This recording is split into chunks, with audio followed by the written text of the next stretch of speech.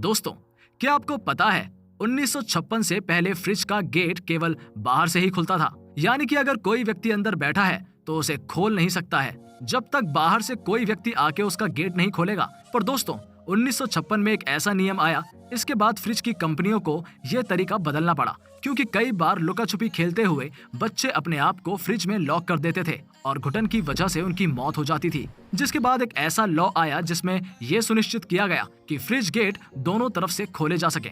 दोस्तों, ये फैक्ट आपको कैसा लगा हमें कमेंट सेक्शन में जरूर बताएं। वीडियो अच्छी लगी हो तो लाइक करें और चैनल को सब्सक्राइब करें।